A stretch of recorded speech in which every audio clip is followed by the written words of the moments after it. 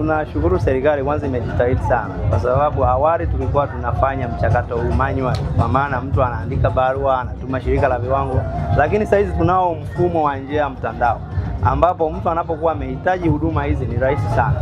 Anaingia tu kupitia tovuti ya shirika la viwango Tanzania, ataingia kwenye dirisha lile la kupata nembo ya ubora. Mfumo utamtaka tu aweze kujisajili yeye kuweza kumtambua. Alafu baada ya hapo ataandika bidhaa ambayo anataka ipate nembo ya ubora. Akisubmit maombi yake pamoja na mahitaji ambayo yameainishwa pale aweze kuwasilisha. Akiwasilisha, sisi tunapokea maombi yale kwa njia ya mtandao na kumfikia mahala popote atakapokuwa. Ofisi yetu ya TBS Kanda ya Magharibi tuko Kigoma.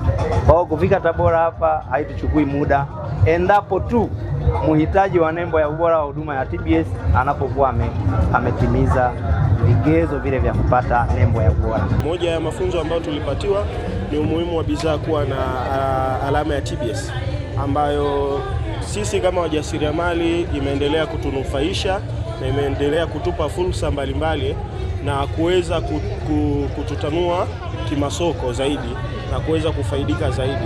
Kwanza kabisa napenda kushukuru Mungu, tumepata nembo ya TBS.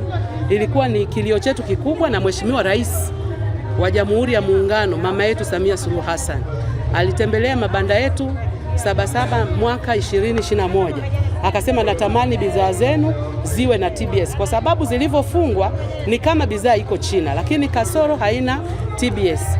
Alifanya maelekezo hayo na tumeweza kupatiwa jengo ndani ya viwanja vya 88 na leo tumeweza kupata nembo ya TBS.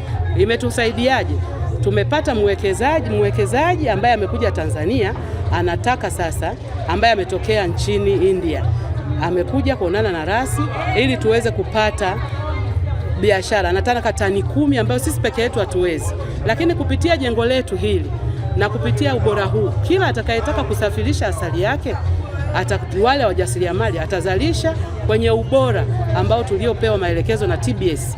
Basi tutanufaika wajasiriamali hawa kuweza kukua kiuchumi kwa kupitia kiwango cha asali ambayo inatakiwa nje ya nchi.